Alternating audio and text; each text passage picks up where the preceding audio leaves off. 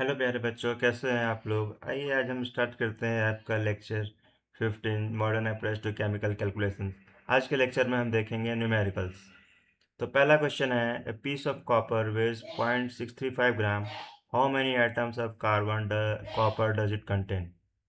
तो देखिए बच्चों, यहाँ पर पीस ऑफ कॉपर दिया हुआ है, उसका वेट दिया हुआ है 0.65 gram and how many atoms of copper पूछा गया है। तो आप इसे कैसे सॉल्व करेंगे। सबसे पहले यहाँ पर शायद हमें मोल फाइंड करना होगा। तो देखिए यहाँ सबसे पहले हम मोल फाइंड कर लेंगे, weight of copper upon atomic weight of copper. Atomic weight of copper is 63.5।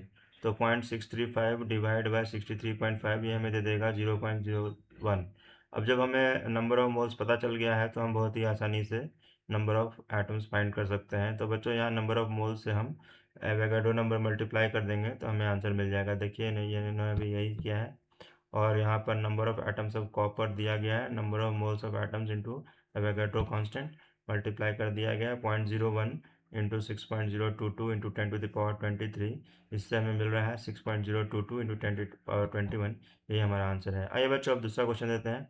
Calculate the number of molecules in 11.2 litres of SO2 gas at NTP।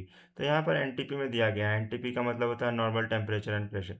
तो नॉर्मल टेम्परेचर एंड प्रेशर पे 1 मोल ऑफ एनी गैस होता है 22.4 litre. यहाँ पे दिया गया है number of molecules in 11.2 litres of SO2, यानी 11.2 लीटर्स ऑफ SO2 दिया गया है।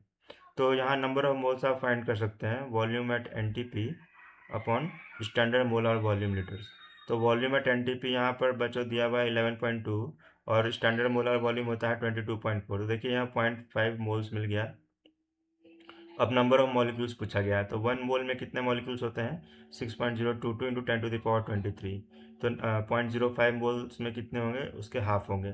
तो यहाँ पर देखिए number of molecules of SO2, ये SO2 is equal to number of moles into Avogadro constant 0.5 into 6.022 into 10⁻23।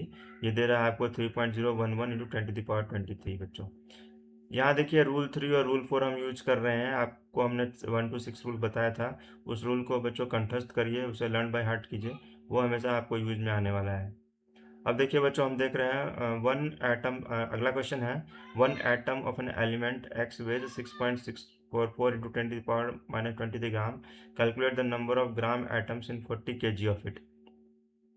तो बच्चों देखिए 40 kg में कितने नंबर ऑफ ग्राम एटम्स हैं।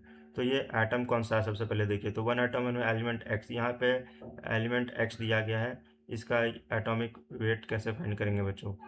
तो देखिए weight of 1 mole of atoms at x equal weight of one atom into Avogadro constant.